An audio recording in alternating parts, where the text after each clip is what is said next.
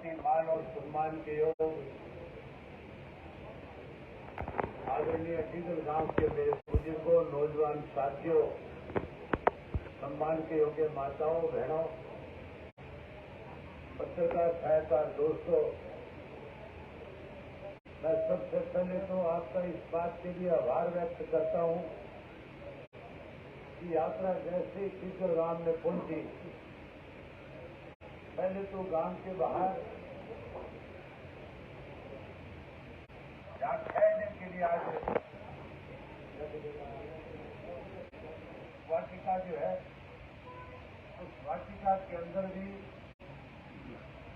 सैकड़ों लोगों ने इस यात्रा का स्वागत किया, अभिनंदन किया। और जैसे आपके गांव में चौक में पहुंचे, यहाँ भी आपने बड़ी संख्या में इकट्ठे होकर जहाँ स्वागत किया, अभिनंदन किया, वही मेरे साथ यात्रा में चल रहे सब साथियों का बहुत हौसला बढ़ाया। इसके लिए आप सबका बहुत बहुत धन्यवाद।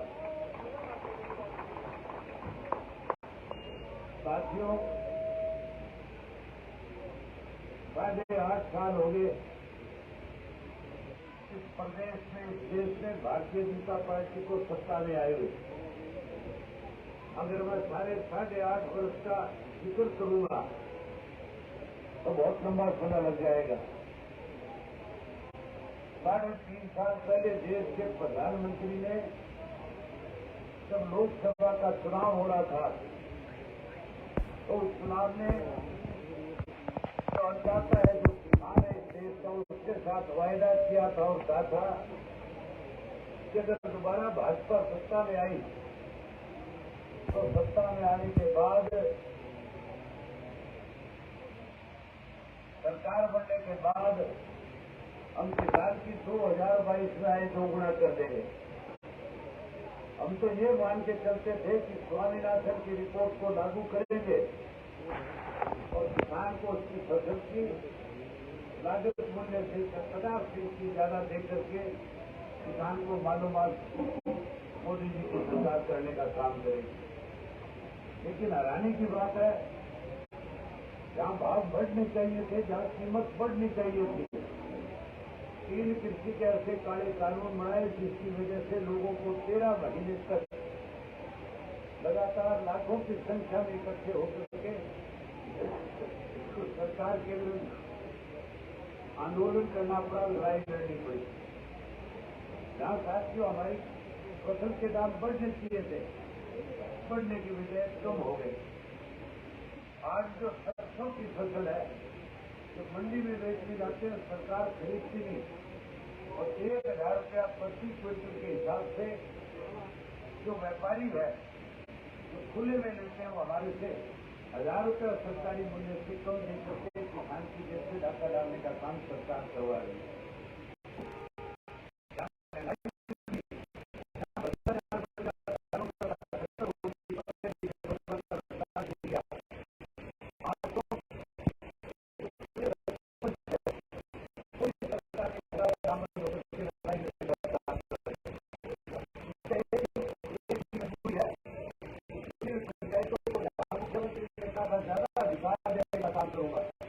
अधिकार देने की बजाय उनके अधिकार कम करने का काम किया। इसलिए आप प्रतिनिधि जो है सरकार के खिलाफ लड़ाई लड़ने का काम कर।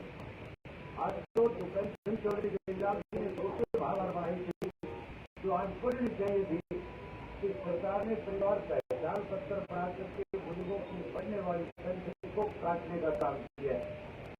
आज जहाँ 5 लाख से ज्यादा प्रदेश के किसानों की बुजुर्गों की पेंशन काट दी, वहीं उसके साथ साथ पेंशन काटने के साथ साथ गरीबों के पीले कार्ड भी 2 लाख से ज्यादा लोगों के काटने का काम सरकार में बैठे लोगों ने किया। 2 लाख पीले कार्ड काट दिए, 5 लाख पेंशन काट दी और उसके साथ साथ एक ऐसा फरमान जारी कर दिया कि जो व्यक्ति जिसका आधार कार्ड बना हुआ है, इसको ठीक कर रही,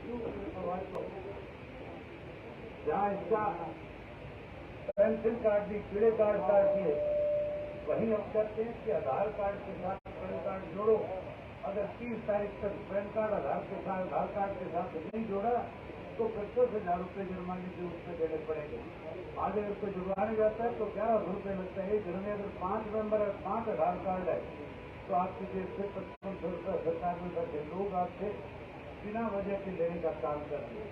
आज दोनों हाथों से सत्ता में बैठे लोग प्रदेश को लूटने में लगे हुए। आज अनेक घोटाले और घपले इस प्रदेश में बैठे सरकार के लोगों ने करने का काम किया। इसीलिए चौधरी ओम प्रकाश चौटाला ने ये परिवर्तन यात्रा शुरू करी है। मैं आप लोगों से पूछना चाहूंगा कि आप भी परिवर्तन करना चाहते हो कि नहीं करना चाहते हो?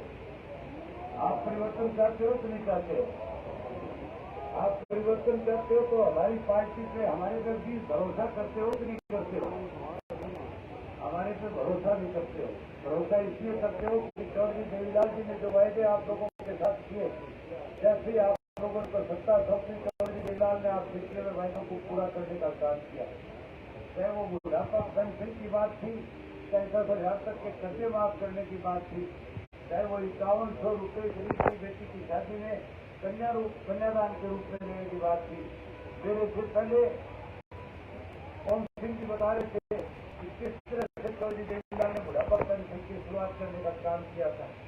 आप लोगों ने सन 1987 में जैसे ही सत्ता सौंपी, चौधरी देवीलाल ने पहली कलम से आपसे तीनों वायदों को पूरा करने का काम किया। जहाँ चौधरी देवीलाल ने तीनों वायदे पूरे किए, वहीं चौधरी ओम प्रकाश चौटाला ने मेवात के सिंगार गांव से जब इस यात्रा की शुभारंभ किया था, तो वहाँ हजारों लोगों के बीच में चौधरी ओम प्रकाश चौटाला ने कहा था कि अगर आप परिवर्तन लाने का काम करोगे, अगर आने वाले आओगे तो हमारी सरकार बनने के बाद जो पेंशन आप सरकार में बैठे लोग काटने का काम कर रहे हैं, जहाँ उस पेंशन को फिर से आपको नए सिरे से देने का काम करेंगे। न केवल पेंशन देंगे, बल्कि 100 रुपये वाली पेंशन जो है उसको 7500 रुपया करके बुजुर्गों का मान सम्मान करने का काम करेंगे। 7500 करेंगे, वही पढ़े लिखे हर नौजवान बच्चे को, चाहे वो कोई बेटी हो बेटा हो, हर घर से रोजगार और नौकरी देने का काम करेंगे। जो बच्चे नौकरी से वंचित रह जाएंगे, जैसे 2000 से 2005 के वक्त में चौटाला साहब के सरकार में बेरोजगारी भत्ते के रूप में 11,000 रुपया दिया जाता था, अब की बार उन बच्चों को मायूस नहीं होने देंगे। 21,000 रुपया बेरोजगारी भत्ता देकर उनका मान सम्मान करने का काम करेंगे। वही साथियों, आज महंगाई बढ़ी, चाहे वो गैस की बात है, चाहे वो डीजल की और पेट्रोल की बात है, चाहे खाद और बीज की बात है, आज से कीड़े मार दवाइयों की बात है। आज किसान के खेत में होने वाली पैदावार जो उसके दाम कम हो गए, महंगाई निरंतर बढ़ती जा रही है। जहाँ गैस के सिलेंडर को नरेंद्र मोदी जी ने ये कहा था, माताओं बहनों से वायदा किया था कि आपके हर घर के अंदर एक मुफ्त गैस का सिलेंडर देने का काम करूंगा। हर घर में गैस के सिलेंडर आगे, लेकिन सिलेंडर देने की बात आई, इसकी कीमत 400 रुपये थी, आज इसकी कीमत बढ़ाकर 1200 रुपये करने का काम किया है। आज महंगाई बढ़ी। मोदी जी ने तो गैस का सिलेंडर मुफ्त में नहीं दिया, लेकिन चौटाला साहब का वायदा है कि हमारी सरकार बनने के बाद हम हर घर के अंदर एक गैस का सिलेंडर मुफ्त में देने का काम करेंगे। जहाँ गैस का सिलेंडर मुफ्त में फ्री में देंगे, वही 1100 रुपये गृहिणी को हर महीने उसके खाते में देंगे, ताकि उसकी रसोई भी अच्छी तरह से चल सके। साथियों, इस परिवर्तन के लिए आपको कोई लंबा चौड़ा संघर्ष करने की जरूरत नहीं, लंबी चौड़ी लड़ाई लड़ने की जरूरत नहीं। इस परिवर्तन के लिए तो केवल और केवल एक काम करना है, जब सुबह से उठ करके अपने बड़े बुजुर्गों को राम राम करो, जब उनको मान सम्मान दो, तो उसके साथ साथ एक बात और कहनी शुरू करो, जब भी जो मिले उसको राम राम करते तो भाई ये भी परिवर्तन करो। क्या करोगे? बताओ क्या करोगे? परिवर्तन करो कहोगे। जब कोई आपके सामने अपने आप को कहे कि मैं सत्ता के बहुत नजदीक हूँ, कोई अपने आप को कहे कि सरकार मेरी जेब में है, तो ये कहे कि मैं तो आज भी सत्ता के सहारे आगे बढ़ना चाहता हूँ, वो जब आपको मिले तो उसको 3 बार कहो कि परिवर्तन करो, परिवर्तन करो, परिवर्तन करो। जब उसके कान में 2 बार परिवर्तन करो दिन में जाएगा, तो मान के चलो अपने घर को जाएगा, तो फिर घर वाली को जाकर ये नहीं कहेगा रोटी बनाओ, चाय बनाओ, फिर वो भी कहेगा परिवर्तन करो, परिवर्तन करो, परिवर्तन करो। इससे मुझे भी यही बात निकलेगी, तो परिवर्तन अपने आप हो जाएगा।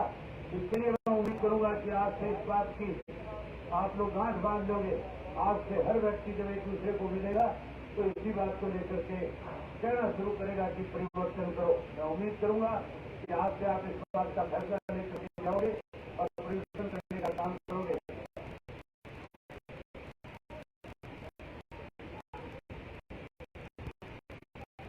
आज साथियों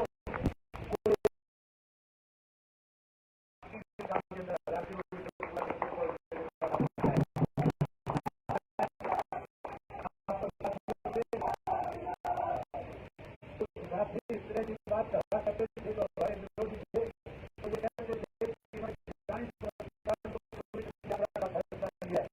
हमने कहा था चलिए 4200 किलोमीटर की यात्रा पूरी करेंगे। वही हरियाणा प्रदेश के गांव में जाकर के सरकार की बेकायदियों को उजागर करने का काम करेंगे। वही चोरी बेरोजगार की नीतियों का बखान करेंगे और आने वाले समय में इस किस्म का माहौल तैयार कर देंगे कि एक एक व्यक्ति फिर से जो इंडियन नेशनल लोकदल पार्टी को छोड़कर कहीं किसी दूसरी पार्टी में गया था वो फिर से इंडियन नेशनल लोकदल पार्टी में आकर के इस पार्टी की ताकत बढ़ाने का काम करेगा। आज इसी तरह का माहौल फिर तैयार हो गया।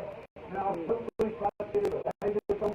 विशेष रूप से जो मेरे साथ चल रहे साथी बधाई देता हूँ आपकी हिम्मत से। हरियाणा प्रदेश के लोगों ने जहाँ आज परिवर्तन यात्रा एक बड़ा सुरक्षा का विषय है, वही आपके खिलाफ जो लोग जो आपके विरुद्ध में जो पार्टियां खड़ी है, आज आपने उनके हौसले प्रदर्शित करने का काम किया। इसलिए मैं आप सबको बहुत बहुत बधाई देता हूँ और उम्मीद करता हूँ कि आप इसी हौसले के साथ लगातार आगे बढ़ते जाओगे। लगातार आगे बढ़ करके इस प्रदेश में परिवर्तन करने में अपनी बड़ी भूमिका निभाने का काम करोगे।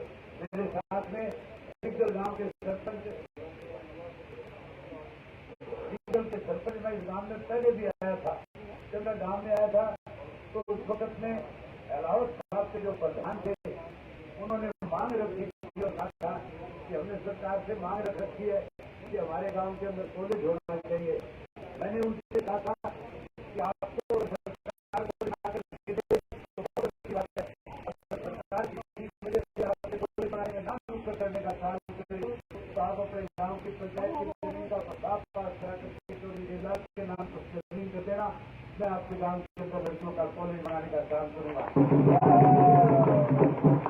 आज फिर वही बात दोबारा आपके बीच में दोहरा रहा हूँ कि जैसे ही गांव की तरफ से गांव की जमीन पंचायत की तरफ से या कोई और व्यक्ति विशेष की तरफ से जमीन जब ट्रस्ट को दे दी जाएगी, हम उसी वक्त आपको जो है यहाँ कॉलेज के निर्माण का काम शुरू करके दे देंगे। एक साल में कॉलेज बना करके बच्चों की पढ़ाई शुरू करवाने का काम करेंगे।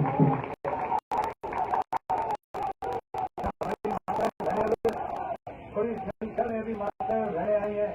मैं माफी चाहूंगा, आप लेट होगी या हम पहले आगे, लेकिन आपसे फिर वायदा करता हूँ। पहले भी आपसे कहा था कि आपकी बेटियों की पढ़ाई के लिए कॉलेज शुरू करने का काम करूंगा।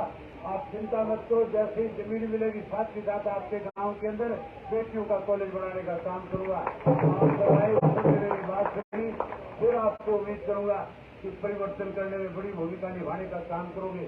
एक बारी हाथ खड़े करके बताओ कि इस परिवर्तन को और मजबूत करने का काम करोगे। आप सबका बहुत धन्यवाद।